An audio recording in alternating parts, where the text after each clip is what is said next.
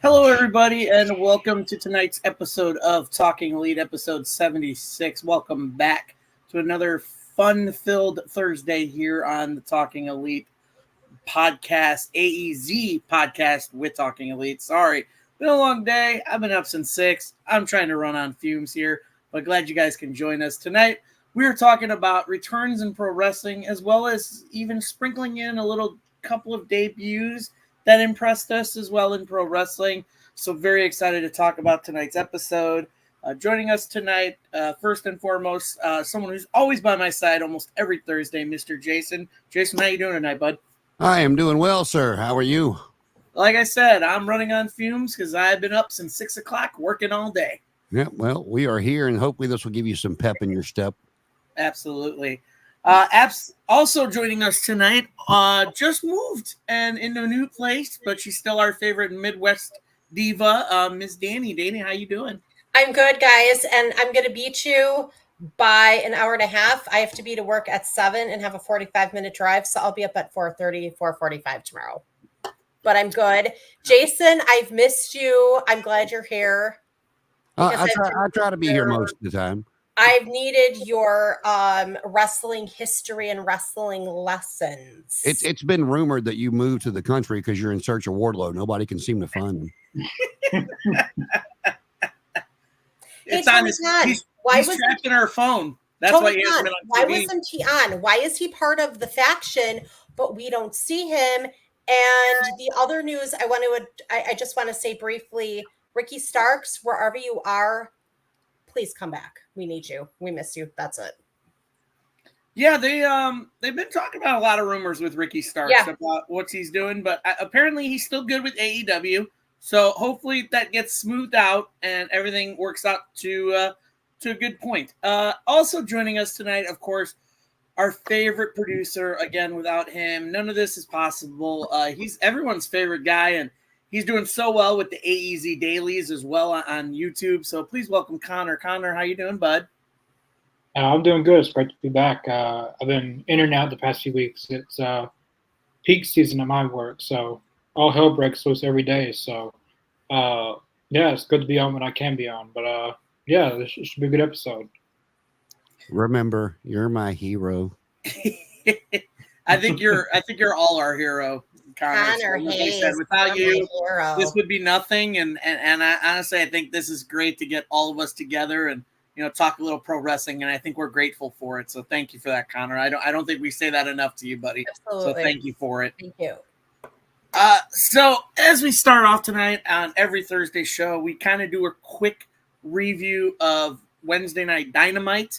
So we get to go around and kind of feel out what we thought about it, if we got to watch it and catch up with it. Obviously, if there was live reactions, I can't remember. Connor, did you have a live reaction last night? No, we did not. Okay. We didn't. Yeah.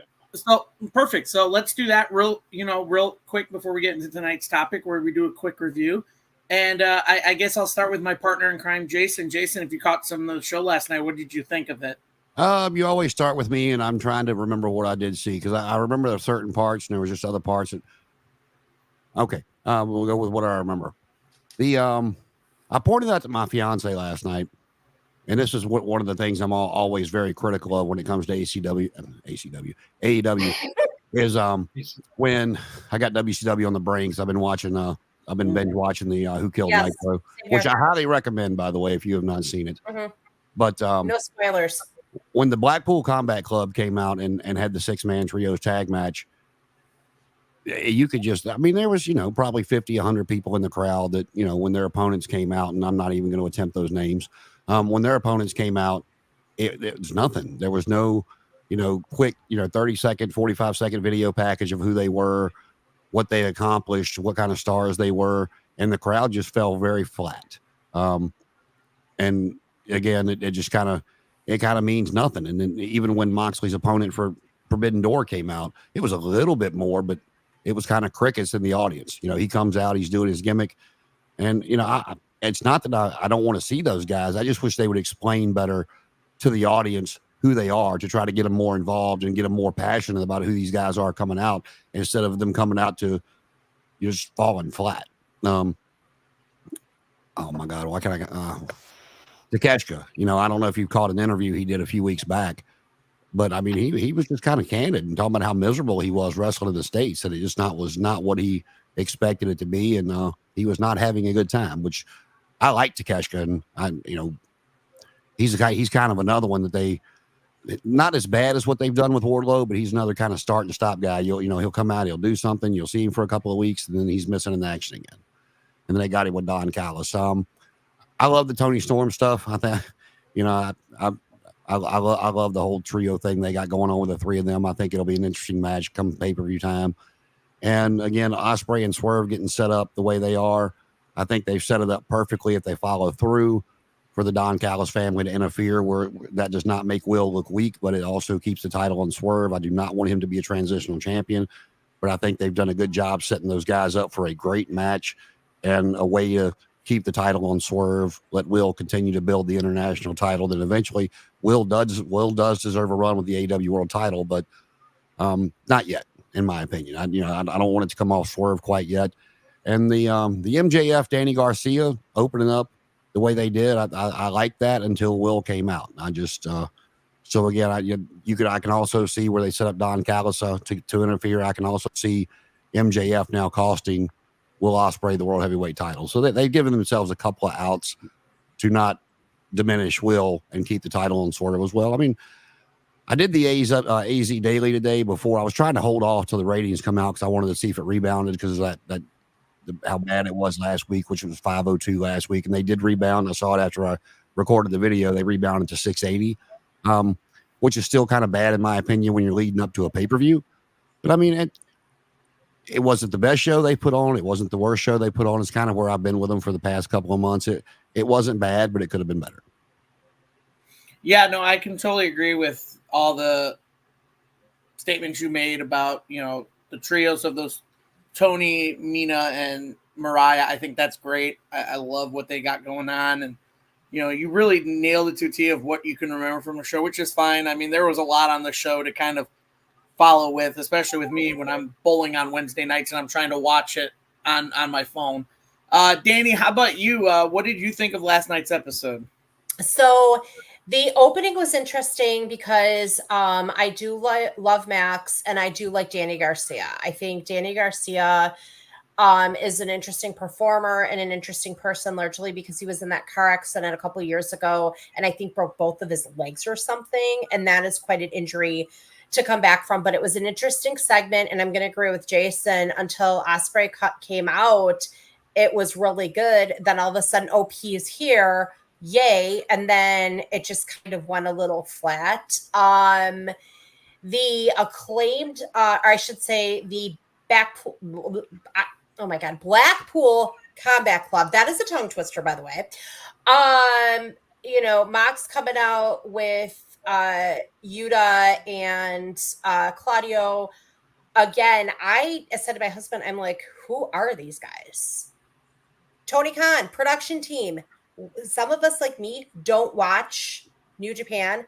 Please, for those of us in attendance that don't watch it, give us video packages so we know who this person is versus some random person. Oh, you're wrestling? Okay, who are you? That was okay. The Acclaimed stuff. Oh my God, Anthony Bowens. Love the Acclaimed. Great segment with the Okada just being, like his commentary lately has been priceless. Of course, well, they're on. Okay, yay. I came upstairs right when Swerve and what's his name were on. So I figured out what was happening. Apparently, rumor has it that Dynamite's running 10 minutes over. I didn't see the end of it because I also recorded the next show after to see if I would get the whole thing. Because lately, I have not been getting the whole thing for Dynamite. But overall, pretty good. Again, to go from 502 ratings, and I'm not sure what last night's was. That was a little bit better. It jumped up to 680. 680. Yeah, I thought I read that, Jason. Thank you. To go from the 502 to the 680 is better, but we need more. Let us pray. Dear God, wrestling gods, bring Shane McMahon in, please. Let him see what he could do. We pray. Amen. I'm going to cut you in there and say no. Okay. I love Shane. Yeah. Obviously, WWE, his father, they did him dirty, all that stuff. But for him to come to AEW, I don't know if he's got the right set to do it. I think we've been clamoring for one name and one name only to come in, and that's Scott D'Amore. Yeah. All the availability of wrestling minds out there, I think Scott D'Amore right now, when it comes to reinventing the roster as well as creating good storylines, Scott D'Amore may be the one to go with, because you look at Shane seems to be the shadow of his father, of he'll insert himself into something that he doesn't need to insert himself in, and it kind of takes away from the production. So I feel like I understand your thought process of it, but for someone like me, grew up with the WWE, WCW, and that whole Shane bought WCW, and now we're doing that. It's like I got it at first, but then it kind of watered down, and I don't take it anymore, So, but I understand the passion for it. Yeah. Well, with the Shane thought, Scott D'Amore for me is long term to help with the overall creative and booking. I would love to see Shane come in just for maybe a 2 to 3 month run. I think it would help get viewers over, like your casual viewer go, oh my God, Shane McMahon's on the other channel. What is he doing? Yeah.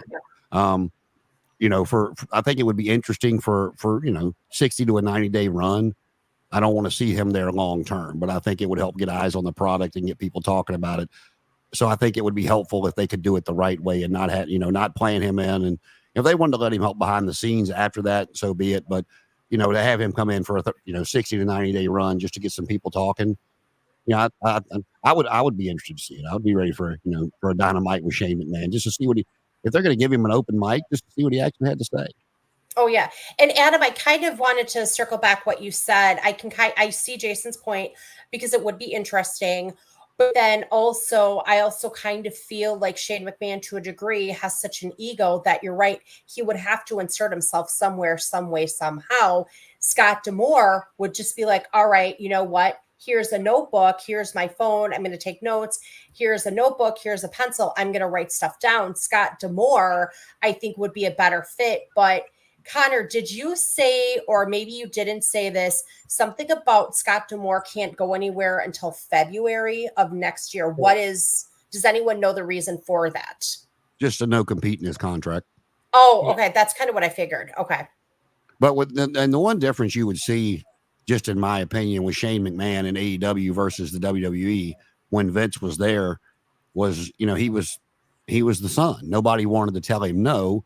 And most of the time Vince wouldn't, and Vince would let him go do what he wants to do. And AEW, he's not going to be the boss. So he would not be able to insert himself there in those particular situations, as Adam was referring to, without somebody else's say so. It's not just like him going to be going, hey, I'm going to do this, and somebody got not having the reins to go, no, you're not. Because he would be a talent is all he would be.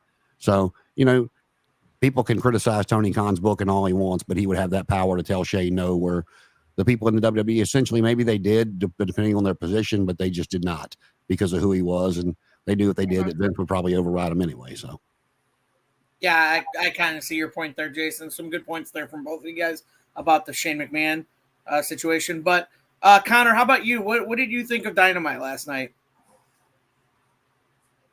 I think the episode got what it deserved. The rating, that suited it well. They deserve 680 for the little effort they put into that show. The Forbidden Door stuff is just people that nobody knows. Only people who watch these promotions, like CMLL or 8 or New Japan, only people who watched it knows who these people are. After the opening was decent, I miss heel MJF. He's better as a heel. The babyface stuff just doesn't come off as good. What fans thought MJF would be in WWE, watered down, is what he is now. He's watered down. And the Daniel Garcia stuff was good until Will Ospreay came out. He can't talk. Half the things he says, I don't even know what he's saying. What you mean, bro? Yeah, bro. What you talking about? The whole thing, and nobody knows what he's saying, and it's the accent. Yeah, and there's people on Twitter, like there's this one guy who made a full thing about it, and Will Ospreay even acknowledged it. But he's good in the ring, but besides that, he's got a lot of work to do promo wise. But Moxley, once that came on, I kind of tuned out. I already knew he was going to win. And did he win? Does anyone know if he won or not? Nah, the BBC won. Yeah. Well, no, I don't think they did because he used the DQ. chair because he used the chair as a disqualification. I couldn't remember which one I'm using. So there was kind of a no finish. I remember someone saying there was a DQ on AEW. That may have been the DQ. That's the only one I remember from last night. Like once that came on, I was done. I tuned back in. Tony Storm and Mariah stuff was pretty decent. And then I just tuned out for the rest of the night. Like some of these guys, like I don't know who they are and why I'm supposed to care about them. I like past year's Forbidden Doors build a whole lot better. This year it's just throwing a bunch of people on TV, and we're expected to know who they are. When I'll pose this question to all three of you about the guys they bring in, the guys and girls they bring in from Japan, and the guys and girls they bring in from CMLL. If I was one of the partners that are allowing my talent to be used on AEW TV, I wouldn't fight so much over wins and losses, especially with the big names. However, I would want them to do a better job of getting your audience invested in my people so that they actually go to YouTube and they go to the different streaming services because your program got them interested in my talent.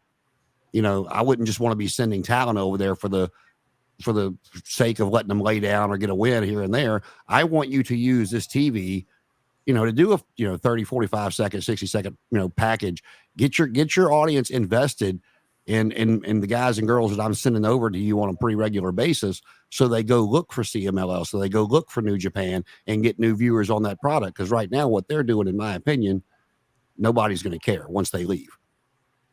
Yeah, I kind of see. I kind of agree there that I'm kind of going to Danny's point of maybe video packages of showing who these talents are, because most of the time you don't know who they are if you're not familiar with the New Japan, CMLL, AAA. You don't know who these people are. You just know them word of mouth, but you've never seen them. But even then, you don't even know who they are by word of mouth because you're watching AEW. You're familiar with the talent on AEW. You're not really familiar with this international group of talent coming in. So I do, to an extent, I do appreciate the idea of bringing in this talent from other promotions to kind of get the American audience familiar with these other promotions. But at the same time, you are also wasting roster space for people that are in your company full time, that are here in the States that can do something. So yeah, exactly. So if you're going to do it, make it worth it. Make it worth it. Exactly. So that's my 2 cents on it. And I will say this before we get started.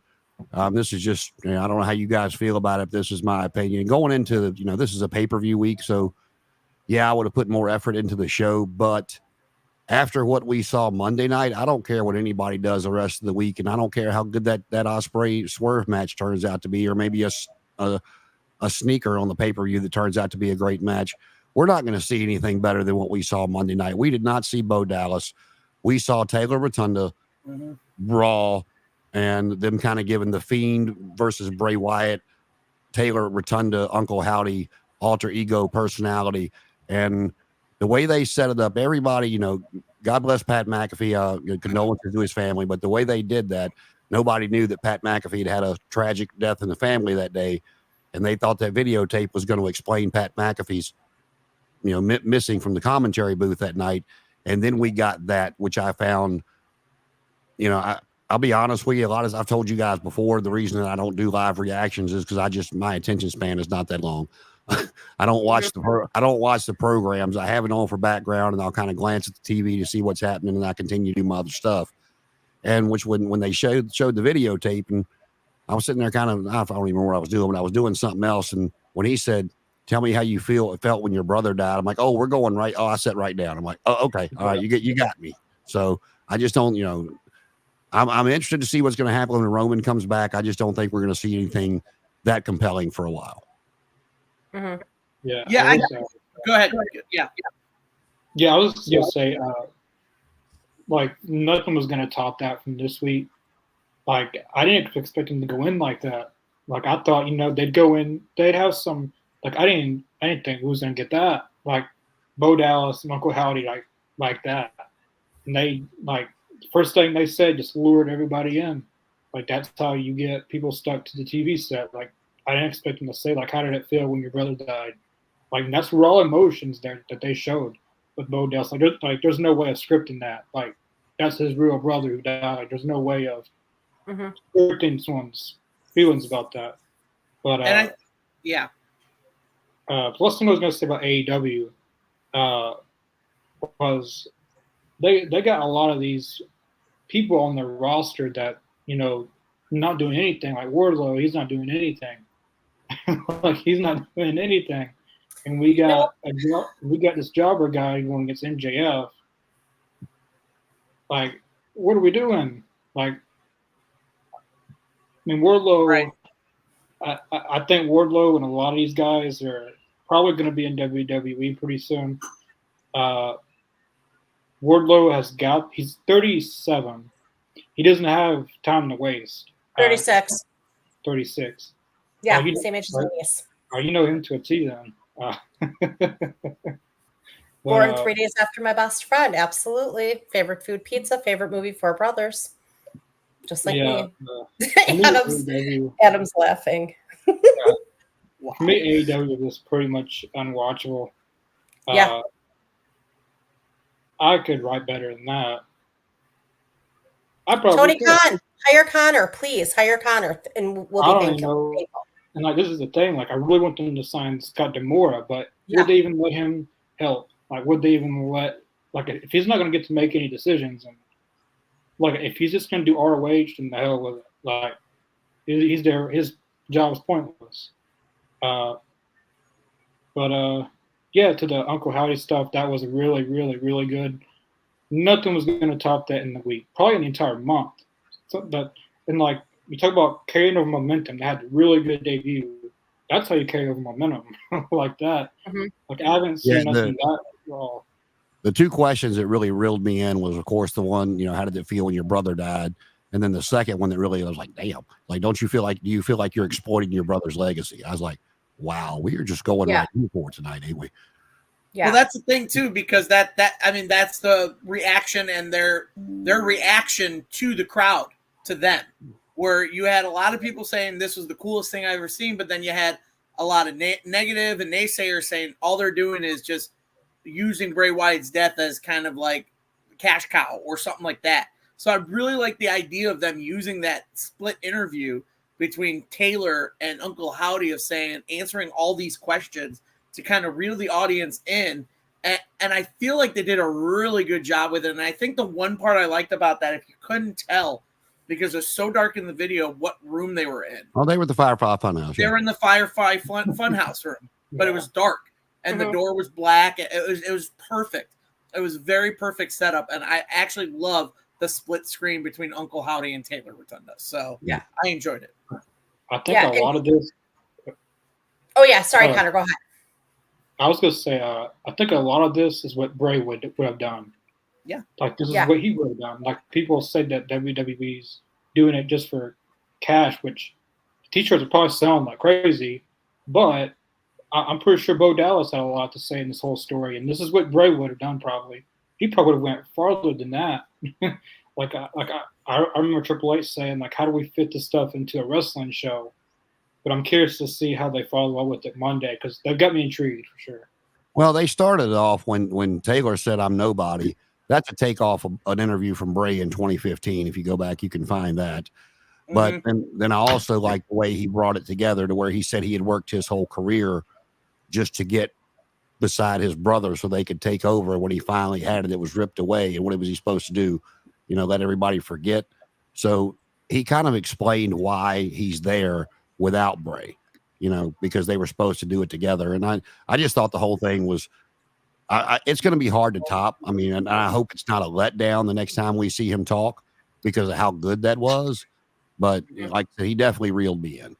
So before we move on to our topic, just one last thing with that too.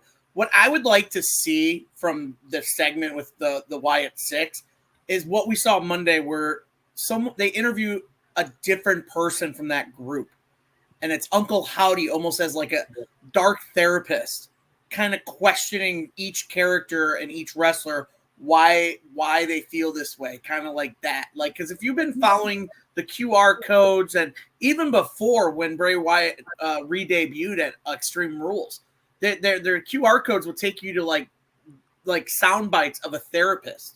And so I feel like they're carrying that over here to this story with the Wyatt Six. So I would love to see weekly videos being delivered to Raw, like Raw VHS, and just seeing interviews with each wrestler, just to see people, like the crowd's reaction to finally see them unmasked. I mean, could you imagine the reaction when they finally see Eric Redbeard with the rabbit mask, and then Dexter Loomis, Joe Gacy, Nikki Cross, like the crowd would eat it up. They're like, this is awesome. Like these, and just let them be real. Like, just let them be real.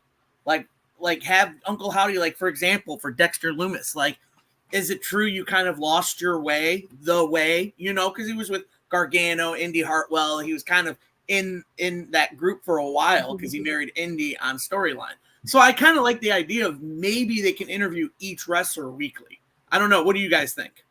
No, I mean, that sounds good. Like I said, I'm interested to see where they go for me, because Monday night was so good. I don't want it to be a letdown. Right. So I hope they have thought this all the way through, and they can continue to make us go, oh shit, did he really just say that? Or did she really just, wow? Because if they don't, then, they set the whole group up for a failure. And I don't want to see that happen. Right. So with that said, we'll move into a little bit of our topic. Well, can we do one more thing real quick? Yeah, go ahead. Well, no, there's a couple of people that wanted us to give a thought on Dijak, and I don't think it'll take. Oh yeah, no, absolutely. I saw that too. I was going to mention that. Just before we get into our topic, I like Dijak. I always did in Ring of Honor. I like the matches him and Keith Lee had in NXT. When they brought him up to do that horrible stuff with Mustafa Ali, was he Mace or was he T-Bar? I think he was T-Bar. T-Bar. He was T-Bar. I said he was screwed then, because all of us wrestling fans knew who it was. Of course, the casual guys that don't watch NXT, they didn't, but that's fine. I mean, I like Dijak, but again, for him to go, to AEW, I think they would give him a good debut like they normally do. But then where do you go from there? Does he just disappear for 3 months like a lot of people do? I mean, I don't know where the guy should really go. Maybe TNA, being they're still, that might, his contract expiring might be a work or a shoot. It might be a work to let him go to TNA and then come back, doing the crossover with TNA, because you're going to see, like we've already seen Dana Brooke, Mustafa Ali's already talking about somebody, working in NXT again. So, I mean, AEW is always the answer to somebody when they're leaving, but the way they view some of their talent that has came over, I think I would stop and do a double take. Now, of course, if the check's being offered, I understand, because you got a family to support and you got retirement to think about, but I'm just not sure what he should do personally. But, I think he's a talented individual, and I think he'll land on his feet wherever he goes. Yeah, absolutely. Go ahead, Connor. Sorry. All right. The one thing I want to say about that is, Dijak, from being in the Retribution, was horrible.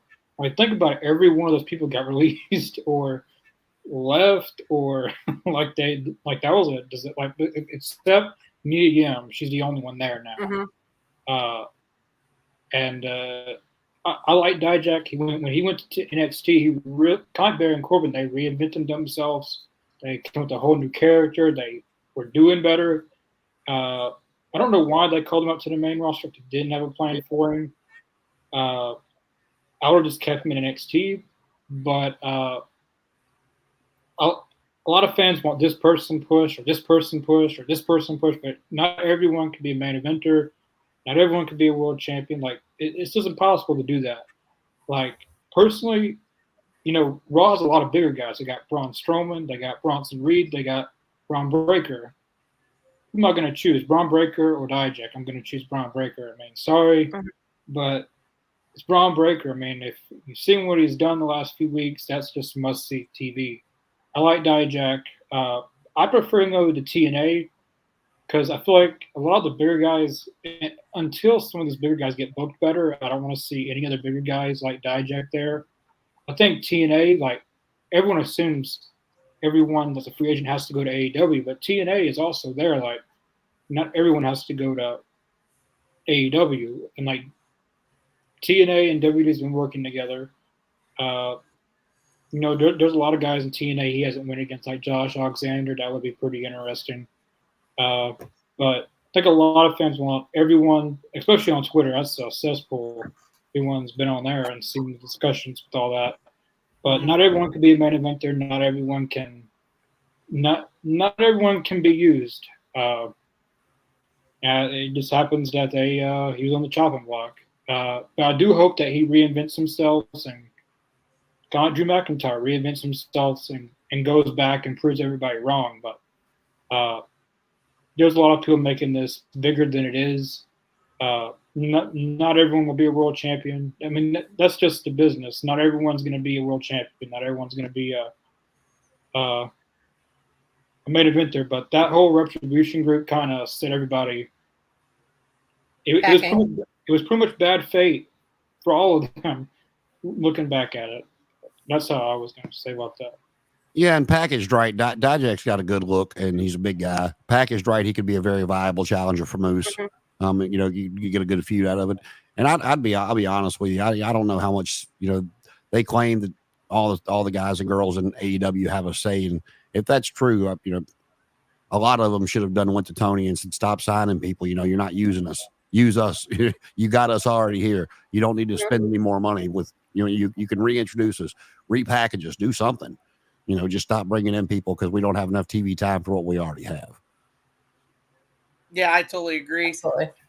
So moving on, let's go ahead and move on to our topic tonight about debuts and returns in pro wrestling. Like we've been discussing, we just saw the debut, / return of certain people in the group of Wyatt Six. So I kind of want to ponder this question to you guys, and this is a great question for Jason because I love his stories of growing up in professional wrestling. But the earliest childhood memories you have of seeing a wrestler debut on a promotion that you watched as a kid, thinking, who is this guy? And then realizing this person goes on to have an illustrious career. So who's that one wrestler that you grew up seeing debut and going, wow, that career just lasted forever? Obviously, Jason's ready to answer. So, Jason, go ahead, bud. I don't want to say debut because, they didn't really do that kind of stuff back then. You'd have somebody get brought in. I mean, Abdullah would get brought in a lot. Kabuki would get brought in a lot. But being young as I did, I watched a lot of those guys start off as, I remember Jake Roberts as a referee and then seeing him as a wrestler and work his way up. Funny story about that one. When he was just Jake Roberts, he was wearing, regular trunks. He'd wear a jacket and a cowboy hat to the ring. He was kind of mid. He would win some matches on Mid-Atlantic and lose some matches. He wasn't Jake the Snake yet. And one of the matches we went to at the Philadelphia Collinsville High School gym, the opening contest was a battle royal where the first prize, where the winner got a check for $10,000. And everybody still thought that was, that was a thing. And we were sitting front row. We always had first or second row tickets for that stuff. And when the referee handed him the check and raised his hand because he won the battle royal, my mom screaming, "I want it!" And he took it and looked at her and he dropped it in his tights. He said, "Come get it." I'm like, "Oh dear God." So, I watched a lot of guys come up that, like I said, not a debut necessarily, but I watched them work their way up and knew who they were as a kid, if that makes any sense. No, that makes 100% sense. Danny, how about you? Who's that one wrestler you grew up watching and saying that career just lasted forever? Hogan and Flair. I'm going to say Hogan because Hogan was a heel initially, AWA. And I think, Jason, correct me if I'm wrong, but didn't he go to WWE or something about Vince didn't want him because of the Rocky movie? He was actually a babyface in the AWA. He started That's off. right. Yeah, He started off as a heel in some of the territories. You know, Terry the Hulk Boulder, sure.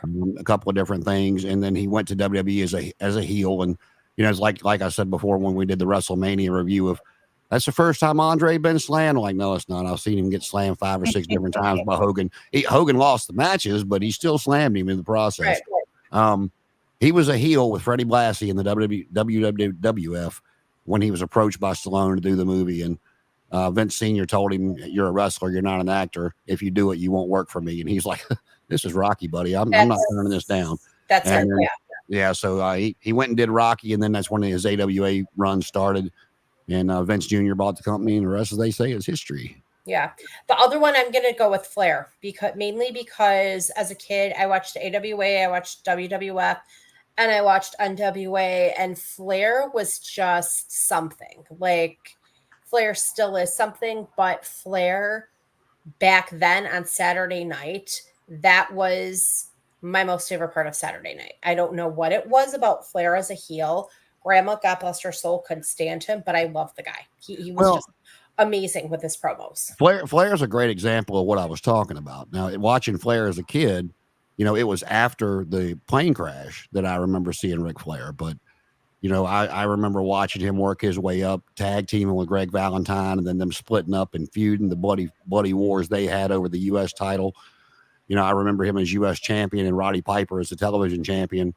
And Flair losing to Piper, and Piper had both belts. And, you know, on the Saturday program, Piper called Flair out and gave him the TV title, said he didn't need it anymore, and Flair threw it at him. It was kind of a good segment from there. But Flair's a great example of somebody. He was not a jobber per se when I first saw him, but I saw him work his way up from the Mid-Atlantic title to the TV title to the U.S. title to what everybody knows Ric Flair to be to this day. Yeah, no, I totally agree. I remember the Ric Flair of the late 80s, early 90s of towards the pinnacle end of WWE and then kind of some of his runs in WCW.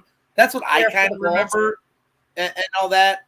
But I also did agree with Hulk Hogan. I mean, obviously you can't talk professional wrestling without seeing Hogan debut, and after being in the AWA and then being brought over by Vince to be this new Hulkamaniac character and pretty much just changed the face of WWF back then. And I couldn't agree more that those two names are probably the biggest names in pro wrestling that careers just went, I would say for some part, went on way too long. So, you know, and we talk about vignettes and packages. You know, you really never got after that. You know, once the WWF took off, you know, and I mean, correct me if I'm wrong, y'all. You may remember something I don't, but once the WWF took off, you didn't really get a surprise debut. You got vignettes when they were bringing in, let's say, you know, when they were bringing in Dusty, doing all the trash can Americana promo vignettes. When Goldust did, you know, probably 2 months worth of stuff before he finally debuted on TV. So that you knew those guys were coming. And, you know, WCW did a lot of the same stuff when they were bringing in Brian Pillman first, showing stuff from Calgary, showing his football career and stuff to that nature. So, you know, you really weren't getting but so many like big time debuts back then. Yeah, no, Goldust was doing the Shattered Productions kind of like vignettes that he was doing, kind of like with him. And I believe it was Terry Reynolds, his former wife, when his wife is Marlena. So I think those were some great vignettes from him. Connor, what about you? Who's one super? I mean, obviously, you grew up in a different time of wrestling than some of us. But I'm sure you remember seeing someone debut and going, I can't believe that person had the career that I didn't think they would have. This is at two. This one's very, very, not many people will think this is true, but I saw AJ Styles wrestle when I was 4 years old, and I still remember it. Just whatever reason, I remember it. Nobody knew who AJ Styles was. Was it when he was with WCW or somewhere else? No, it was independent show, maybe 50 people there. It was in Bolivar, Tennessee. You know, the first time I saw AJ Styles was when they brought him in for the Cruiserweight Tag Team Tournament. It was Air Styles and Air Paris, and I have no idea who the Air Paris guy was or what happened to him. He might have been in Ring of Honor at the time, maybe TNA at the time, but nobody knew who this guy was. And to see where he's at now is kind of cool.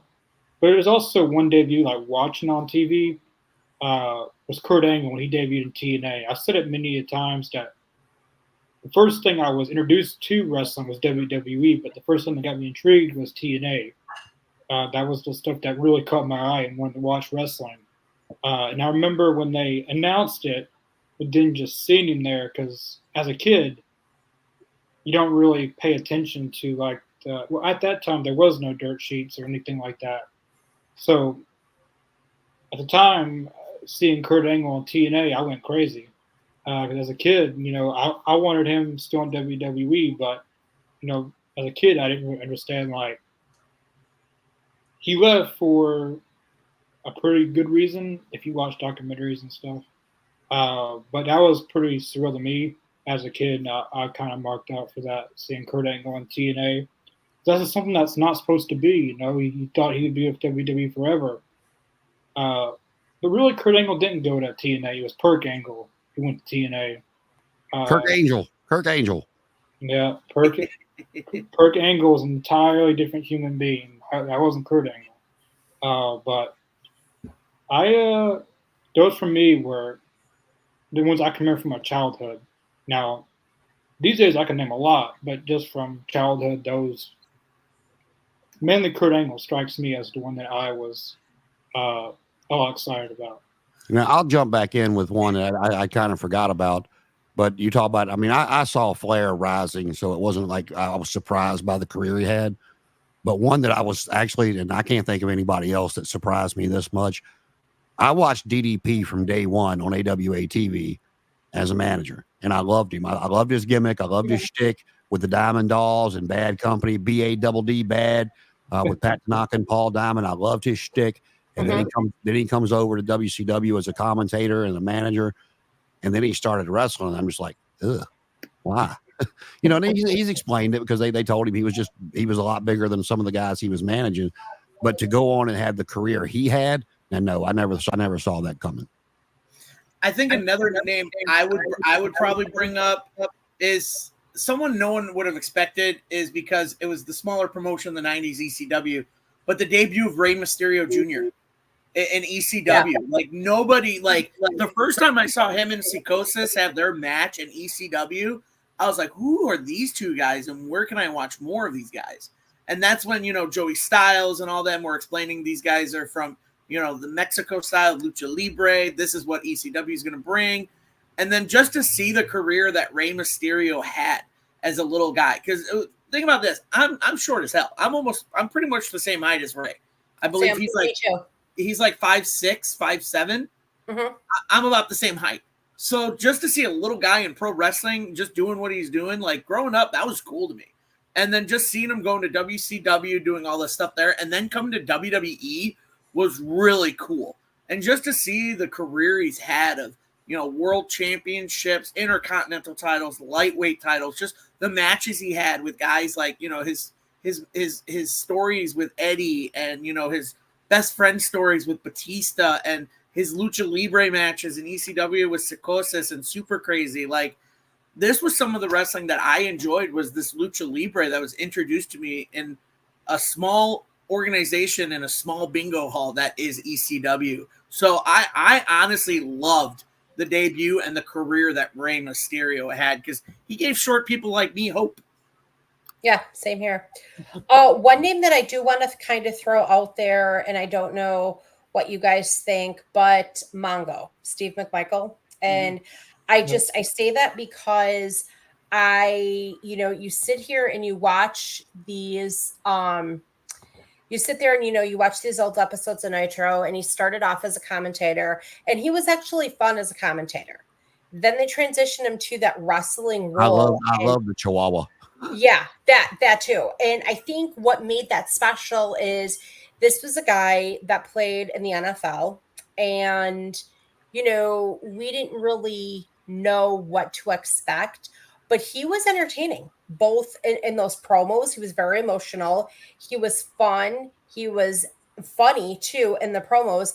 And I thought he did pretty decent in the ring as a wrestler, given that, and I don't remember when he left WCW, but given that short career he did have, it was pretty good. And then Kevin Green, a side note, Kevin Green also throwing him in there for a couple promos. But again, Mongo was surprisingly more entertaining than I thought he'd be. I think the biggest knock on, well, not knock, but one of the reasons Mongo got such criticism as he did was the people they put him in the ring with as partners and opponents. When you had him in there with, Benoit, Malenko, Flair, Arn, just masters of the ring, Mongo's shortcomings stood out like a sore thumb. It really did. And, was that fair to him? I don't know. I mean, look at Goldberg. I mean, he 30 years later and he still can't wrestle a match. I mean, I liked Mongo. I mean, I agree with you. I thought he was entertaining. I thought some of the criticism, it was deserved and some of it was unfair, but you can definitely tell that he worked a whole lot harder than some of the other ones that got bigger pushes than he did, trying to make a name for himself in the wrestling world like he did the football world. That still can't wrestle after 30 years, like Goldberg. Yeah. So let me ponder you guys this question. We talked about debuts. Let's talk about debuts in other promotions that we didn't expect to see. I know, Connor, you had mentioned Kurt Angle going to TNA and all that stuff, but what debut in a different promotion kind of shocked you and just thought, okay, if they can do that, anything's possible where anybody can go anywhere right now and it wouldn't be shocking? I mean, Jason, I'll ask you that question first because obviously you grew up with territories. So you were used to seeing different guys in different promotions doing something else. So, I mean, I'll ponder that question to you first. Well, the couple that stand out to me is not going to be, the first one was no fanfare. I told you I was at Starrcade 83. I saw the Piper Valentine dog collar match. Very bloody. They beat the dog shit out of each other. If you've never seen it and you want to see what a dog collar match is supposed to look like, go look it up. If you want to see what an I Quit match should look like, go watch Tully and Magnum. Tully to this day will, as a 70-year-old man, will play the card of I never said I quit, which he did not. He just said yes, yes, yes, which gave him the out. But like I said, I was not watching the WWF when Hulk Hogan came in and beat the Iron Sheik for the title. I was not yet watching. Just didn't. I'd seen a couple highlights here and there, and I didn't register with me as far as the smaller stuff that I was used to seeing in the studios and stuff of that nature. And I was flipping the TV one day, and there comes Roddy Piper walking down the aisle with Paul Orndorff, and I'm like, oh, that's where he went. Okay, I'll leave it right here. And that's when I started watching the WWF. Again, I don't know if he had been on there for a couple of weeks or whatever. They just talked about him coming in and, being the new manager of Paul Orndorff. But then the two that stick out for me is the internet wasn't as relevant as it is now. But, the WWF did what they do. And it's what I've said that they've done here recently with, you like them, you don't. But, like with Jade Cargill, whether you like her or not, they brought her in and made her look like a star. And Brian Pillman Jr., he explained the name change, and whether it doesn't matter what matches he's won and lost, he comes across as a star, the way they let him present himself. And where I'm going with that is they took a WCW mid-carder in Chris Jericho and let him interrupt The Rock, which, there had been rumors on the internet and stuff, and everybody was kind of, they kind of knew that the clock was for Chris Jericho, but you weren't 100% sure. But then the way they let him debut and the clock counting down and interrupting The Rock, and because The Rock at that point it was on fire, and the way they let him come in there, a guy that had never, been in the main event scene in WCW. He wanted the program with Goldberg. Goldberg shot it down. It was. That whole angle was killed with a spear in the middle of the aisle, and nothing was ever said about it. They did not do Jericho any favors.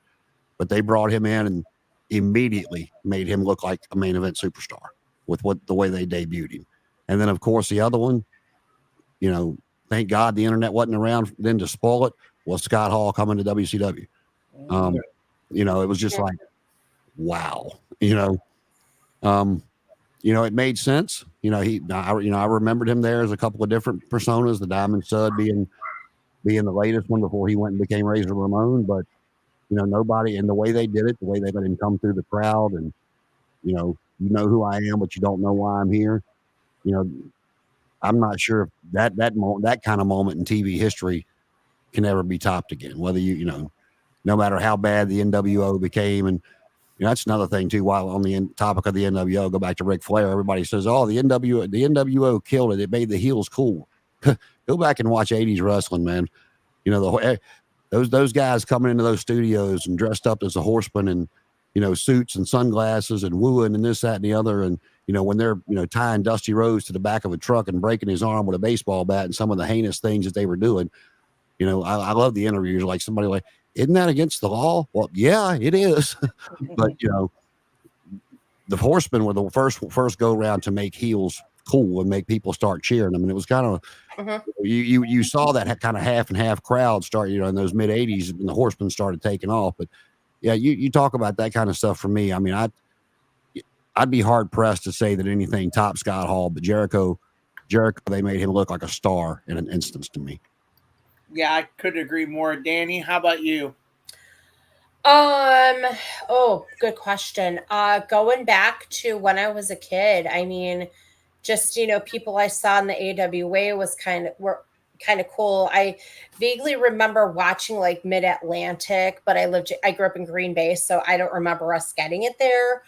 But just, back in the days of the territories, as I like to say with my fake British accent, but back in the territory days, you had people that were in AWA that might have popped up in NWA. You had NWA popping up in WWF. So kind of like back and forth. That was kind of cool. But the one, again, and I'm going to agree with Jason, is Scott Hall showing up on Nitro because he was there. And this was, again, after the whole curtain call incident, which everybody knows what the curtain call is. Kids, if you're watching, I agree with Professor Jason over there. Look up the curtain call on YouTube and you'll understand it. And just how, they had, that backstage power. And I actually remember, God bless Scott Hall's soul, I remember seeing him when I was in 5th or 6th grade in Green Bay. They were doing a show at the Brown County Arena.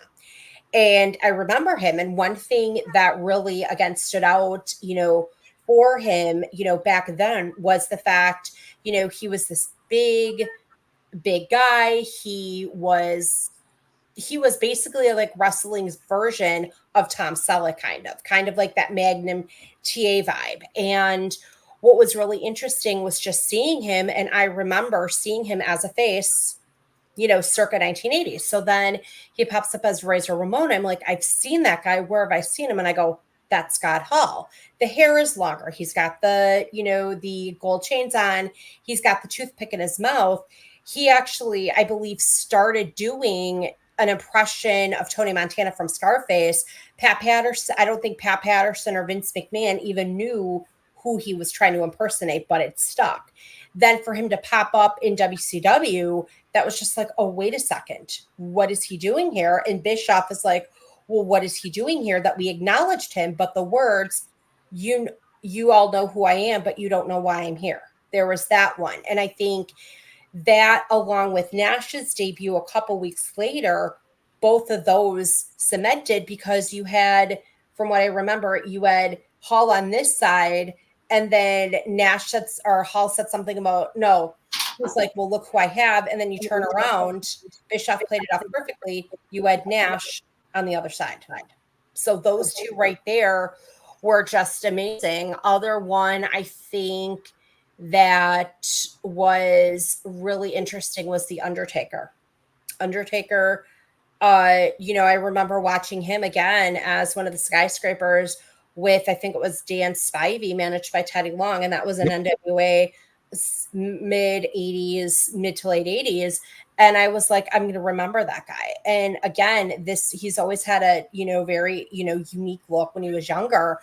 But still, he also was another one because the camera angle, it didn't show his face. It kind of like showed his feet and traveled upward. So you could definitely see a guy who's like 6'10", 6'11". He's huge. And he was creepy. And he still is creepy to this day. Yeah, you talk about Scott Hall and the Magnum stuff. Right before he left AEW, AWA, whatever the commentator's name was, Larry something or another. Larry Nelson. Zbyszko. No, Larry Nelson, the commentator. Larry Nelson, yes. It was Larry Nelson, yeah. But he started calling him Magnum Scott Hall, and Scott Hall told a funny story that when he went over to WCW the first time, Magnum had already been in his car wreck and he couldn't wrestle anymore, and he was working in the office for Dusty. And when he got there, he said, Magnum did not like me too much. He goes, he just kind of looked up from his desk, gave me this evil look and said, get your own gimmick. And he was like, man, I didn't do that. But you talk about, I was thinking while you guys were talking, the only thing, one of the things the NWA did, Mid-Atlantic, was they would always bring in somebody as somebody's mystery partner. That's how they would debut somebody. And both times that Ricky Steamboat left the WWF to come back to NWA/WCW, the first time they brought him in as Eddie Gilbert's mystery partner. This was after Tully and Arn had left and went to the WWF. And of course, he pinned Flair in that tag match to set up that 89 run of those three matches. And then he left and went back to the WWF, and that's where the whole dragon costume came in. And he got mad, left again, and came back as Dustin's mystery partner. I don't remember who they were wrestling this time around, but that's kind of the way they used to do stuff. It was never really huge debuts like Scott Hall and Chris Jericho got. Yeah, I think for me, I'm gonna go with you guys. I think Chris Jericho '99 was probably the most huge debut in a new company that I've ever seen in my life. I think they played it off perfectly with the Millennium Countdown clock and the way he debuted, the way he interacted with the crowd, the way he interacted with The Rock.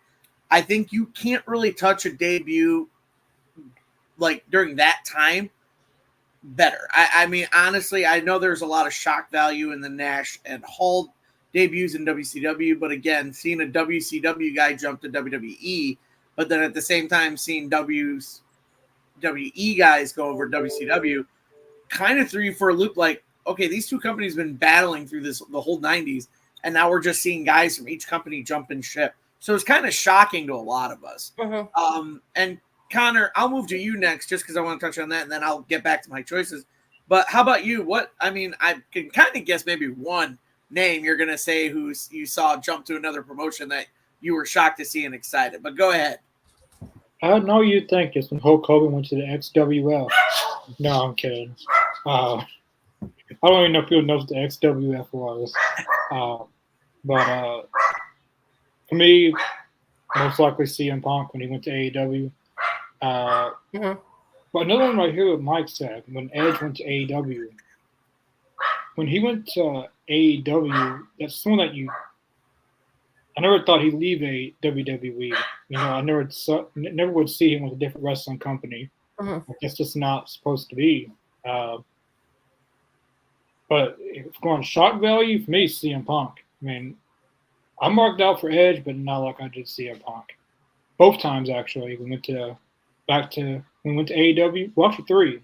When he went to AEW, when he came back to AEW for Collision, he went back to WWE. But for me, probably Edge, if not CM Punk. I was going to say Kevin Nash, but I didn't want to copy what everyone else is saying. But Edge going to AEW, that's something I really didn't expect to go to AEW because I just would never picture him somewhere else not being called Edge. And I still call him Edge. I don't call him Adam Copeland. That will always be Edge. But for me, probably Edge when he went to AEW. Yeah, no, I mean, obviously you guys all picked some great debuts in different promotions. I mean, obviously you have to talk about the Chris Jericho. You have to talk about Nash, Hall, and even Hulk Hogan jumping ships to WCW. Hell, I'll even talk about some other guys like some of the ECW guys. I've mentioned them before, Rey Mysterio going to WCW, or even someone like Raven or, the Sandman. All those ECW guys that got, picked out from ECW to go to WCW, and even I mean, two of them didn't work out, obviously, because Sandman returned back to ECW, and so did Raven. So, I mean, for me, though, that was kind of shot. But I think I'm going to go back a little bit. And Danny and Jason, I think you guys will appreciate this one because I'm pulling a name out of the hat that, I mean, when I saw it on TV, I was like, oh, I freaking knew it because we mentioned him in our WrestleManias talk. Ravishing Rick Rude in WCW underneath the Halloween Phantom mask. What year was that? That was 97? No, 90. Like 93, 94. Yeah. It was 93, 94. Oh, yeah. Okay. Paul E was still in WCW before he went over and took over ECW. And so he was still Paul E. Dangerously over in WCW. And my God, the talent in that Dangerous Alliance looking back. Oh, my God, yes. It was such a good group. And I do remember that. Yeah. People talk about the NWO and the Horsemen and DX and all that stuff, man. Go back and look at the talent that Dangerous Alliance had. Mm-hmm. And, if that could have, sustained until the Nitro took off, that would have been an interesting stable to watch. Yeah, I mean, I just remember watching it, and I literally remember seeing the person, like the Phantom, the Halloween Phantom, and I kind of looked at his physique, and I'm like, I recognize that physique. And then you saw a little bit of the pants; they had the R's on them. I'm like, wait a minute, I'm trying to think of wrestlers with the name with an R, and I couldn't figure it out. And then all of a sudden, I looked. And it was Rick Rude. I was like, wait a minute, that's Ravishing Rick Rude. And I was like, what is he doing in WCW? Like, it threw me off. So I honestly enjoyed it.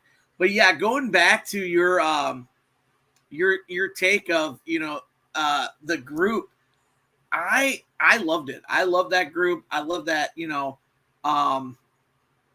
I mean, every single one of them. Because it was Steve Austin, Arn Anderson, Larry Zbyszko, Bobby Eaton, and Medusa. Right. And every one of them, including Paul Lee, is now in the Hall of Fame. Now they're all in the Hall of Fame. Exactly. Except for Bobby Eaton. The Midnight Express has not made it yet, which they are long overdue. It's long overdue for him, yes, for sure. But yeah, no, that just threw me off. And then just watching that WCW and just seeing that group, because also that was like a few years before Steve Austin even left and went over to, ECW for those promos and like one or two matches and then went to WWE, WWF. So like that time was just weird, but I loved seeing it was crazy seeing Rick Rude from WWF to WCW. I think another one, we've already talked about it, AJ Styles.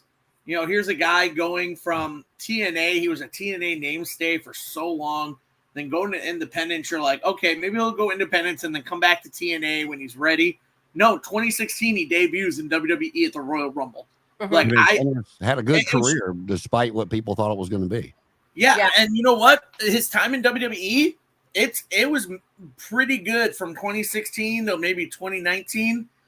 Right now you don't know where he's sitting at as far as that. Maybe he's getting almost to the peak of his career where he's like, I'm almost done, and he's had actually two really good matches with Cody. Yeah, that's what I was going to say. Despite his age, those two matches with Cody, the first one in France was better than the last one. But absolutely, yeah, I totally enjoyed the one in France over this last I Quit match. But yeah, no, some of those guys, and then I really just those two definitely stick out. And obviously, I mean, you can't talk about it without another one was Ric Flair going back to WCW in 1998 after all the legal issues he had with them for so long. I mean, Jason, I'm sure you can touch upon that. He had a lot of legal issues. You thought you would never see him in WCW again, and boom, 98, he returns. Well, I mean, and that's the thing. The internet had started getting traction by then. And, so that night and the night he returned to the WWF or WWE as part of, he had as Vince's partner from buying the shares from Stephanie and Shane, and they were 50-50 partners. It was exciting, but you already knew, you knew he was coming. And yeah, that was a very emotional night. And I'm glad he was able to get it behind him. I do wish they would have done what they were talking about. I don't know if you ever heard the story or not, but while he was suspended or fighting the legal battle, whatever it was, Vince had actually reached out to him and asked him what he thought about being front row to WWF pay-per-view. but not saying anything. He was going to have his wife and Reed with him, and they were going to make mention that there was a great wrestling champion sitting in front row, and the interviewer was going to go over there and start talking to Reed and just let Rick be in the background. And they actually had him in a plane. He was flying around. They finally decided at the last minute not to do it. But I think that would have been a pretty cool moment in wrestling history if he'd actually done it while he was suspended by WCW. Yeah, I think that would have broke a lot of kayfabe, and I think it would have drove wrestling fans insane just to do that. And I want to touch on something real quick. I saw Mike's comment down here. He was talking about when Edge went to AEW. Edge's come back from the neck injury in the Royal Rumble, even though it was kind of rumored and out there. That was very emotional for me. I was glad to see him come back. His AEW debut, again, it wasn't bad, but we knew he was coming, and that's where the excitement gets taken away from me.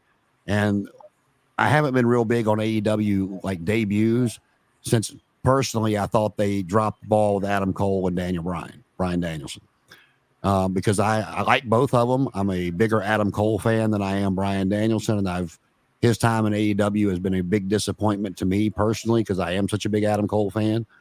I know it's been injury prone, but to me that night when he debuted and he's getting 2 words out and then Bryan Danielson's music hit, it's just like, okay, you basically just shit all over Adam Cole's debut because in most people's eyes, Danielson is a bigger star. Now, I will concede I think he's a bigger star. I just happen to like Cole better.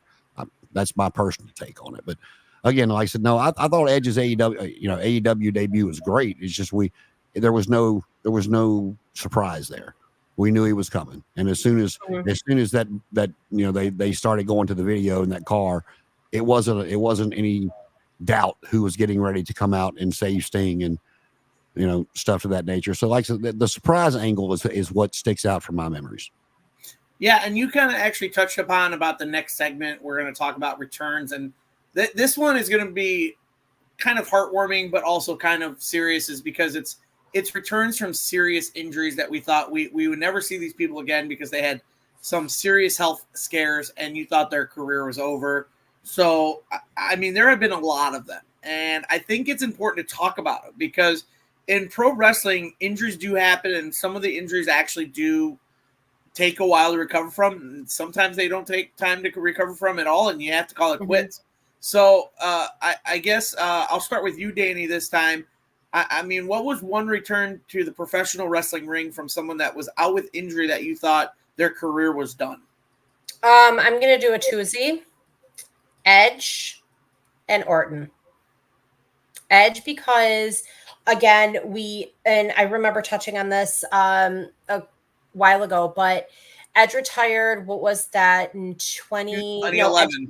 Came back 2010, Royal Rumble, and then retired 2011. I cried because I was very emotional. And then I was at my sister's, and I was when they both lived together at that point, and I was watching the Royal Rumble, and I'm like, oh my God, it's Edge. And I started bawling.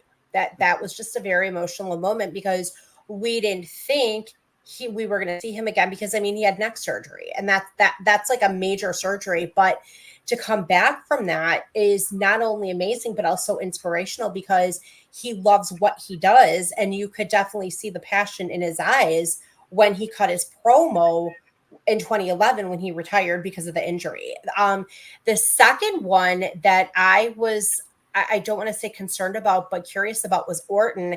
And that was, what was that, double fusion back surgery, I think, or some sort of back. Yeah, it was a back fusion surgery, and he was out for almost a year. I think it was over a year, wasn't it? Yeah, it was over a year. Yeah, it was over a year. And again, it was Thanksgiving. And I was debating, do I go to All Out or do I go to Survivor Series? And when my other sister, she lived in Oswego, in West Indies, so she had a bigger house. So everyone's sitting in the living room. I needed a break because my sister drives me crazy, as does my nephew at times. So I was just sitting late on my sister's couch, and I tuned in to a couple different sites, and I'm like, oh my God, Orton's back. And I had tears in my eyes when I found out Orton was back. That was very emotional because we never thought we would see him again. Yeah, I love Orton. I think he's had a great, illustrious career. and I'm very excited for when he gets inducted in the Hall of Fame because it's well deserved. I mean, he's had a great career.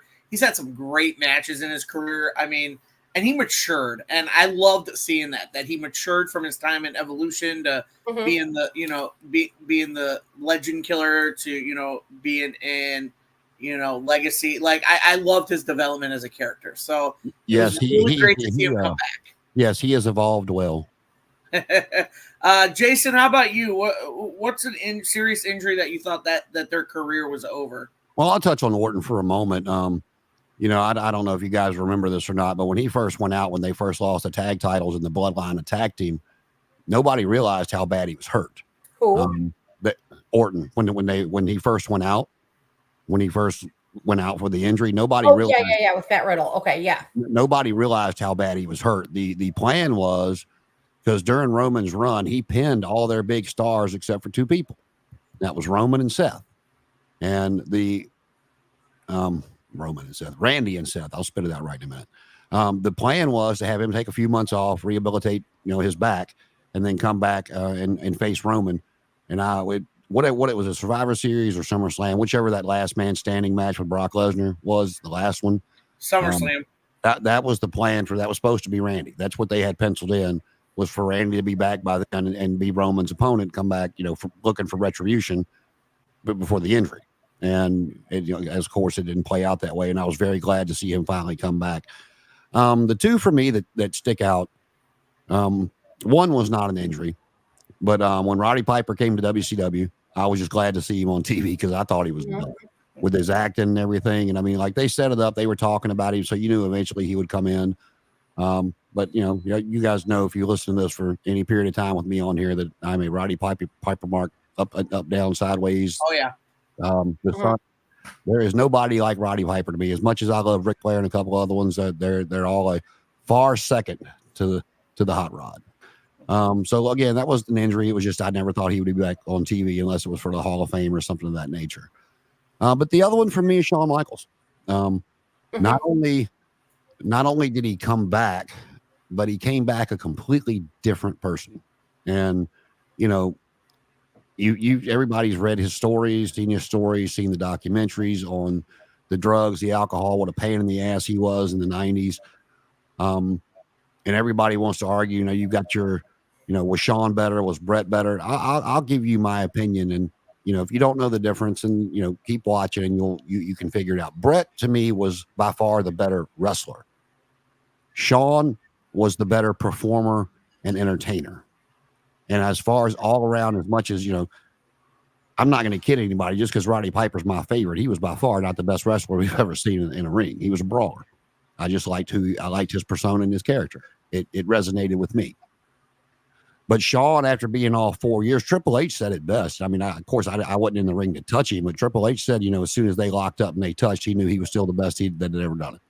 And to me, Shawn Michaels is the epitome of anybody that could have done it when I started watching in the 70s versus who could do it today as well. There is not an era that I cannot see Shawn Michaels and his ability, his promo ability, his in-ring ability. I don't see an era where he could not succeed. And for him to come back after 4 years, and he has said on several occasions that when he came back, it was just, he wanted to come back, do the one match, to have the one off, because he knew as hurt as he was that the match with Steve Austin at WrestleMania sucked, that he couldn't put Steve over the way he wanted to, despite what other people said and where his mind was. He still wanted to go out there and steal the show, and he wasn't able to do that. But they got the pop because Austin won the belt. But he come back, he wanted to do the one off, and he said he felt great after the match. At the over the ladder, Triple H, working on his back, selling it and everything, and he winded up wrestling 9 more years. So for me, I love Shawn Michaels heel, and I liked him better heel than I did as a babyface. But Shawn Michaels coming back from after 4 years for a back injury, and that was mine. I couldn't agree more. I remember watching that casket match he had against Undertaker at Royal Rumble. Yeah, and if you slow that down, watch it back and just see how his back hit that casket, you're like, he did something like that. That had to hurt. I was watching it, and I saw him fall over the top rope and on the casket like that. I was like, yeah, he did something. And so I kind of saw it too, like you said, Jason, in that match with Stone Cold. He wasn't his high flying self. He wasn't doing much more movement than he usually does because, and even at the end of the match, if you watch his interaction with Tyson, the whole time he's holding his back. And so I knew, the next night on Raw when Triple H cut that promo and say Shawn couldn't get the job done, I knew, I was like, he's injured. That is the moment I knew that. As a kid, I still knew that. It's like he's injured. I don't know for how long, but then he's gone for 4 years. That was like the very first serious back injury I ever saw in wrestling. Up until Orton's, they both had the same thing, the bad backs and stuff like that. So I was shocked to see him come back in 2002, and I was very happy to see him because I missed him. I loved Shawn Michaels. Growing up as a kid, I think his Heartbreak Kid character was great.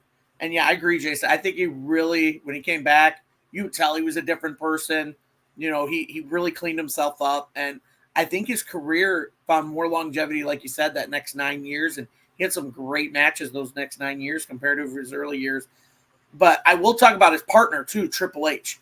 That same year in 2002, that was a return I will never forget of Triple H coming back from quad injury, from tearing his quad. I mean, that was life-threatening. They thought he was done. And he came back to Madison Square Garden. That crowd erupted. Like, you could not hear his music. Like, it was just so – even on the TV, you could tell it was loud in that arena. And just seeing him coming back from that injury, I was like, he's back. Like, I love Triple H, too. I love his career. I love the fact that he's in charge of everything in WWE. I love the fact that he's understanding the business and giving fans what they want. And so for that, those two guys coming back from their injuries and having the careers that they did really speaks volume. And so, and then also, unless you want to say something, Jason, real quick before I get I was going to say with Triple H, if you go back to that, and this goes back to where, when you praise the WWE for something, everybody thinks you're crapping on AEW or WCW, and that's not it. But if you go back to when Triple H come back, they started, and I remember this like it was yesterday, they started advertising his return 2 weeks before. It wasn't a surprise. Triple H returns. It was just all over the TV. And then that whole show, it was, showing the graphics, getting the crowd ready. Triple H returns tonight. Triple H returns tonight. Just over, after each segment, going to commercial. Man, so when his music finally hit, yeah, that crowd was ready. So were they happy to see him? Yeah, of course we were. But the company also did him right by the way they got the crowd ready to, and that crowd just got them hyped for the return of the game. Yeah, no, and we talk about serious head and neck injuries to a lot of the wrestlers. We mentioned Edge, we mentioned Daniel Bryanson, or even someone like an Adam Cole who had that concussion. But a lot of people don't know back in the day, back early 2017, somewhere in 2016, our boy Shibata in AEW had a very seriously fatal head injury in professional wrestling, and he was gone from New Japan Pro Wrestling. And he returned in 2017, in August of 2017, to New Japan, to a rambunctious crowd in Japan that were very thrilled to see him. And he basically got on the mic, and if you guys watch this, they'll have they have the subtitles and everything. But he gets on the mic. All he does is he stands in the ring. People are excited to see him, and he just says in Japanese, he just goes, "I'm alive. That's all." And he was back, and everybody, you could see, they showed the crowd, and everybody was like crying. There were people shaking because they were so excited to see him. So when we talk about serious head injuries, I think, putting in the category of, like we said, Edge, Daniel Bryanson, even Adam Cole, and now we put Shibata, because a lot of people didn't know that back early there in his career in New Japan, that he was almost done with professional wrestling because of it.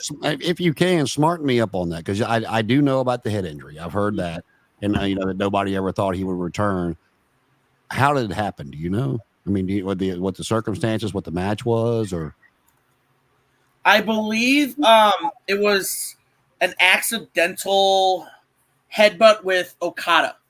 So it was a headbutt with Okada, and apparently after the match happened, after he went backstage, he collapsed. And then after he collapsed, they took him to the hospital right away. and it turned out he had something called, oh God, it started with an S. Subdural hematoma. Thank you. That's what he ended up having. So he needed emergency surgery because of it. And they thought that was it. They thought that was it because of a missed headbutt that he had with Okada in a match. And that just goes to show you, you know, why I do not. You'll never hear me criticize botches. You know, this is not a TV show. It's not a movie. They don't get 86 takes. They're on live TV, whether it be pay-per-view or whether it be a weekly show. And performance, yes, it's a performance, but just a headbutt, something that simple can go wrong and cause that kind of injury. And, you know, whether I'm a fan of a certain performer or not, I respect them all because they are literally putting their bodies on the line. Something simple could go wrong and put them in a wheelchair or cost them their life. And that's where but these guys and girls do it, you know, nightly, weekly, depending on the schedule, to entertain us. And I thank them all. Yeah, I couldn't agree more, Jason. And, you know, as we're running down here, we're getting to the hour and 20-minute here time limit. Even the Young Bucks. Yeah. Even the Cucamonga crew does some crazy stuff there, Danny. But as we're getting down, you know, we're talking about debuts, returns.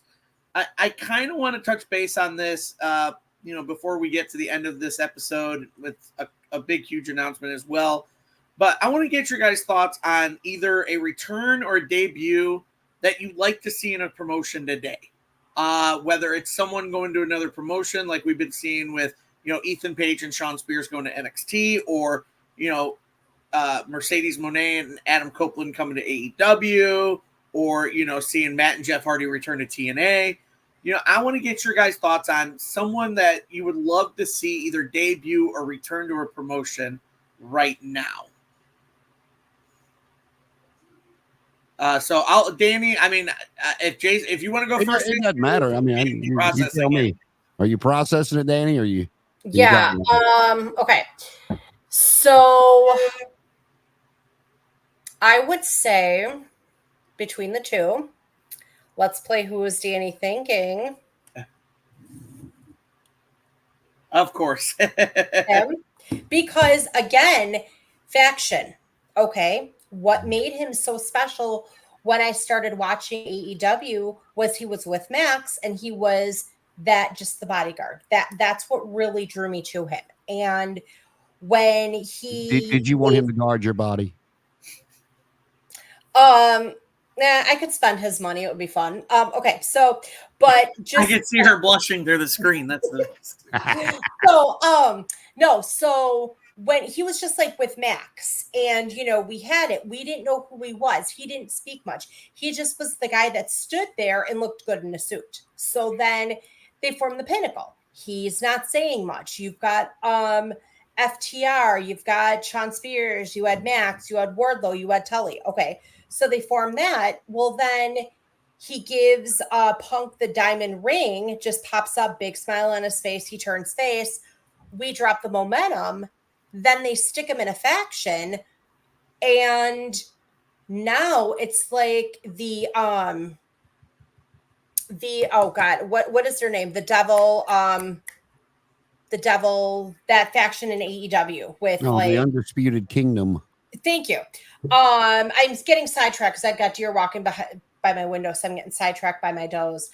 But so then you've got the Undisputed Kingdom. Okay, so then they tease us for weeks about who it is. Of course, we know who the best devil would have been. Tell me when I'm telling lies. And do I have your attention now? He would have been one hell of a devil, in all honesty. And so then we've got Wardlow in this faction. Okay, now the Undisputed faction. Where's Wardlow? You could find Waldo before you find Wardlow.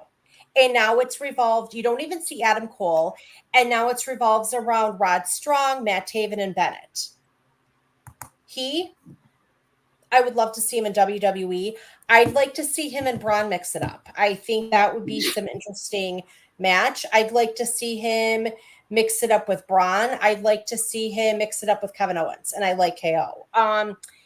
Second one, I'm going to go with Starks. because a lot of people, again, criticize Starks as, oh, he's a Rock wannabe. He's this, he's that. Starks is actually fun. He's one of the nicest guys in the business, and he's very entertaining. I think those two going over would be great. I read something today that Britt Baker is close to coming back or something, but that's been rumored for months. Her in WWE, I'd like to see her in WWE too. Some interesting choices there. Jason, how about you? Who would you like to see return or debut in a promotion? Well, I'm gonna piggyback off her for just a second. The only thing about Wardlow and Starks is both those guys are gonna have to start in NXT. That's just unfortunately, a cold hard fact. They're gonna have to show it because both of them, they haven't been back and forth to big promotions. And I've said it before. When they let Wardlow squash Max, if they weren't ready to strap that rocket to his back, then that angle should have never taken place. Yeah, absolutely. But everybody says they want to see Max go to WWE, and I'm not one of them, not yet anyway, because WWE right now is so top heavy at the main event level. Max would get lost. No matter how good he is, he's got to get TV time to get over, and no matter how good he is, he's not going to go in there and take TV time away from Drew, from Punk, the Bloodline storyline. So I think he made the right decision. Plus I'm pretty sure Tony Khan gave him more money than what WWE was willing to give him. So that's the one you hear all the time. I'm going to surprise you with this one because I don't particularly care for this guy a whole lot. But I would like to see, because I think Jon Moxley I think he was a great signing for the beginning of AEW, a big name, but they have let him, I don't know if it's his thought process, what it is. I have gotten to where I'll get up and walk away from the TV when I hear Wild Things start. And just pretend in my mind that Major League's on my TV and I'm doing something. I would like to see Moxley go back to the WWE. I think under Triple H's creative, I think that could be a very interesting storyline of, and this is probably a bad question to ask, but I mean, how many Samoans is there that you can bring in that's actually wrestling right now? And to see him come back and help Roman out in the, when Roman comes back, because Roman's going to get beat up a few times. He's got to get this baby face sympathy when he first comes back. But down the road when he's needing extra help, instead of being another family member or a cousin or whatever, Moxley, Ambrose, whatever they want to call him, come back. And then you could have, because Roman and Seth are still at top of their game, and you could have a very interesting main event scene feud between the three members of the Shield, and they broke the Shield up too early. I remember when they debuted, which I thought was kind of cool because what was that? It was like Singapore Delta, whatever that was, that their entrance was kind of cool actually. And they just like showed up, beat people up, and then they slowly started getting over as faces. And I was actually at Payback 2013 and 2014. And I just think Moxley's gotten very stale, and I think that would be a big pop to see him return to the WWE. Oh yeah. And I think they broke up the Shield way too early, but that would be kind of cool to have Mox come back and do kind of a reformation of the Shield to take on the new bloodline. I agree. Connor, the final question we got here is who would you like to see either return or debut in a promotion? It's not anyone in AEW I want to see go to AEW because they got so many people that are not going to get used. But going to WWE, I'll get 3 realistic ones that's going to go and 3 that may or may not go. 3s that may or may not go is MJF. I still think he's going, even though he signed back, I still think he's going to be in WWE someday. There's a lot of things that he can do in WWE that he can't do in AEW. Like, I want to see The Rock and MJF one time, but it's got to be heel MJF. It can't be this baby. Oh, that would be good. It's got to be heel MJF or John Cena on Netflix too. Got to have it on Netflix. We can't have it censored. Yeah. Well, by then it'll be on Netflix. They're going to be on Netflix for 10 years, so we'll be there in time. Moxley, I would like to see back. I still like Moxley. He's a good wrestler. I feel like it's probably Moxley's vision, and Tony Khan goes with it. Mm-hmm. He probably likes it. But I would like to see Moxley back in WWE. maybe the Shield. I feel like that's where they would go with it. If he ever came back, that's where they would go with it. Probably him helping Rollins and Reigns in some capacity. Um, Another one is Claudio. I feel like Triple H would book him better than Vince did. Vince saw him as a mid card level, and then that's it. Like he can't go any further. I think with Triple H, he'd be able to go a little bit farther and probably be at least world heavyweight champion. The three realistic ones that will be in WWE. Number one, Wardlow. He's already trademarked his name, Yeah. so he can use it wherever he goes. He pretty made it clear on social media that he's kind of fed up with how his booking's been. I don't know when his contract expires, but whenever his contract expires, he's out the door. Ricky Starks is another one. He gets a lot of comparisons to The Rock, especially a younger Rock, maybe like Nation and Domination Rock, maybe like when he had that kind of look going. Ricky Starks is in his 30s. If I look at him, he's in his 20s. Like he looks a lot younger than what his age really is. Yeah, no, he does. Ricky Starks is still good in the ring. He's not really slowing down. Last time I've seen him, I think he could do very well in NXT. As Adam said, Jason, a lot of these guys would start out in NXT, which isn't a bad thing because NXT will be on the CW pretty soon, and they could use some featured faces to help the brand. But also Wardlow, Ricky Starks will be good on NXT. Just in general, like there's a lot of matchups they could do. And the last one, probably Hook. I could see him going to WWE. I don't know if anyone knows who the Tony D'Angelo family is on NXT, but I can see that. Okay. I was watching on NXT, and that's the guy. I vaguely remember the D'Angelo family, and I actually like them. I could see that's where they would bring Hook in. They got that New York type of thing, and I could just see, Hook's got he's from New York. He's got the kind of accent. I could see that's where they would go with it. But that's my three realistic ones, three that may or may not go. And you talk about NXT, I'll tell you, I'm not a big ratings person, whatever, because, I did that for the AEZ Daily today, all my opinions on ratings. But I will tell you, NXT's been beating AEW for the past couple of weeks. And if something doesn't change, and once NXT does go to CW and it's on network TV versus cable TV, I think it's going to be pushing the 1 million viewer mark every week.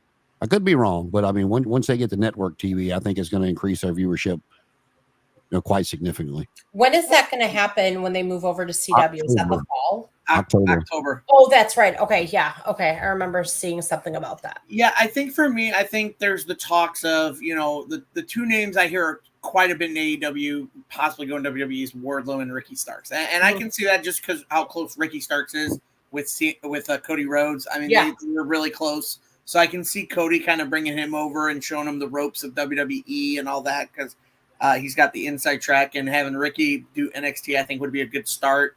I think seeing someone like, I wouldn't be surprised, even with their tiff on social media, I wouldn't be surprised if Tony Khan sunk lower and brought Jinder Mahal to AEW for no reason other than just to kind of brush up on their whole, hey, look, we were like this on social media, and now he works for me kind of crap. But I think we can do without that. I just don't want it to happen. But knowing Tony Khan's world, it might. I don't know. Another thing I want to say, I think one name that I want to see, especially now with the relationship with TNA and now that Ethan Page is in NXT, I'd love to see Josh Alexander just step inside an NXT ring just one time in WWE. Yeah, I was a fan of the North and TNA. I love that group. I thought they were a great tag team. And just the burn that Brandy gave Ethan on AEW when she said the only reason we signed you is because we wanted your friend Josh. We were hoping to get him instead, but we got you. So I did enjoy that burn for the matter, because Josh Alexander, I know he probably loves TNA. I know his schedule is probably like, yeah, I'm able to do stuff with my family. But now with this relationship with TNA and WWE, I can honestly see them possibly bringing him over for like one or two appearances like they did with Jordan Grace. So that is one name I would love to see at least show up on WWE TV. Yeah, I was very disappointed when TNA was working with AEW that we did not get 1 or 2 North FTR matches. I would have loved Exactly. those, Mhm. Yeah. So with that, that's going to bring us to the conclusion of this episode. I was very excited we got to talk about this. This is really cool. And again, in pro wrestling, we never know who's going to show up where, or who we're going to see a return of. And we've been seeing it the last couple of weeks with the re-debut or the debut or the re-return of certain wrestlers in the Riot Six. Ethan Page and Shawn Spears in WWE NXT. Jordan Grace in WWE, or we're seeing Adam Copeland and Mercedes Moné in AEW. So we never know what's going to happen. So it's always like us keeping our eyes glued to the TV to see, hey, who's showing up next. So again, I want to thank you guys for coming on, discussing this topic with me. I want to thank everybody in the comments. Left comments for us as well. We always enjoy you guys. And before I sign off, I'm going to go ahead and kick it over to our great producer, who's got a nice little announcement for us all. Go ahead, Connor. Yeah, I posted in the comments, try to lure some people in. So July 11th, just today I told you. Yes. Thursday, July 11th, we've never had an interview on Talking Elite. Never. It's always been a separate, either before a live reaction or after a live reaction or by itself. We've never done an interview on Talking Elite itself. But July 11th, we will be having our first ever interview on Talking Elite. We're going to be having former WWE star. She is a woman. She is former WWE star, former TNA star. Victoria Tara, might know from TNA Tara, Victoria. She will be on here for an interview July 11th. Talking Elite, regular start time as always. But this is the first time we've ever done an interview on Talking Elite, and with her schedule, that fits it the best on Thursday. So I thought it would be good to do an interview on Talking Elite, something different. And we haven't had many women wrestlers on here. We've had 2, and that was when we first started this podcast. So it's great to have a woman wrestler coming on, and also Victoria. She's a very nice person. I've met her in person and talked to her. She's very nice. She's really wanted to come on here. She's thankfully been really good about communication. But yeah, July 11th, we will be having Victoria on for an interview. No, I'm super excited. I know I brought it up of like we need more female wrestlers on this show to interview, and I'm glad it's her. She's a Hall of Famer and all that stuff. So at least in the Wrestling Hall of Fame and TNA Hall of Fame, I'm still waiting for her. I don't know if she's in WWE Hall of Fame. I don't think so yet, but I think she should be. But yeah, no, very excited to have her on. So yes, make sure you guys tune in July 11th. When Connor messaged me that and says, hey, July 11th, can we do an interview instead? I go, absolutely. I said, that would be great. It'd be a perfect timing. It's a Thursday night, 7 o'clock. Like it works, we don't have to rush it from like 6 to 7 because of the live reaction after. So I thought it was a smart move, and glad that the schedule worked out for her that way. And I'll tell you one thing, I'm going to actually be interested to get her honest opinion on, with all the ladies that are both in WWE/NXT and all the ladies in AEW, if she thinks either or both promotions could actually do a full show dedicated to the females and it would be successful. That would be a great question to bring up to her, Jason. I think that's great. So with that, again, make sure you guys join us there. Then we'll also be here next Thursday. So stay tuned for that. Make sure you guys hit that like button. Time, same bat channel. Yes. So make sure you guys hit that like button, hit the share button, subscribe. Find us on YouTube, Twitch, Facebook, Twitter, Instagram. We're everywhere. Make sure you guys watch all our videos as well. We've got tons of interviews with other wrestlers, including Tony Deppen, the great Kevin Von Erich, and so we also have some live reactions. We didn't have one last night, but sure we'll get back to them. So, and also Tuesdays, join us for All Elite Zone Canada with Matt. Matt does a great job hosting that show. And again, you join us here on every Thursday for Talking Elite. And with that, if there's nothing else, again, appreciate you guys being here. And as always, good night to you guys. Good night, bro. Night. Bye.